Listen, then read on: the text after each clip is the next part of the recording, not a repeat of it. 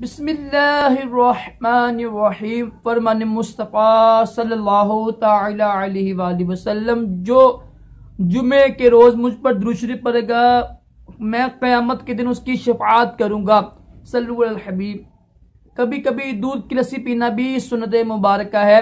राशिद अत्तारी रूहानी इलाज लेकर पेश खिदमत है। आज हम रूहानी इलाज सुनेंगे। ला इलाज बीमारियों से बचने का रूहानी इलाज।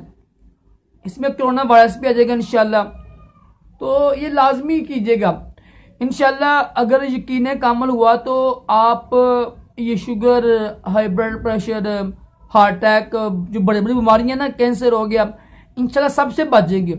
बस यकीन कामल हो। यकीन कामल के साथ बड़ी बड़ी बीमारी से बच जाता है। अगर यकीन कामल है ना इंसान के पास हो तो पूरा कोंडबा पढ़ के इंसान अगर दम के ना किसी को वो तो उसको शिफा नहीं मिलती है, क्योंकि यकीन कामल नहीं होता। तो आपने ना हर जुमे को 11 बार आपने पढ़नी है। अवला खदूशी पढ़कर सूरह कदर, इन्ना आज़न्ना, ठीक है, सूरह कदर पढ़नी है। सूरह कदर पढ़नी है 11 बार, और सूरह अलम नशरह ये पढ़नी है 11 बार अवला खदूशी पढ़कर।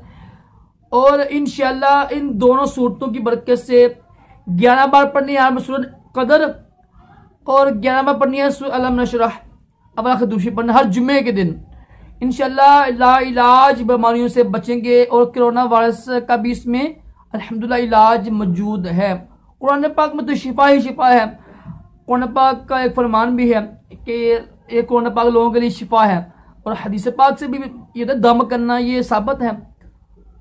तो अल्लाह ताला हम सब को भी कोरोना वायरस और तमाम जिस्मानी रूहानी बीमारियों से महफूज रखिए, दोनों जहानों की बलाइयाँ अता करे। सल्लु अलल हबीब सल्लल्लाहु तआला अलैहि।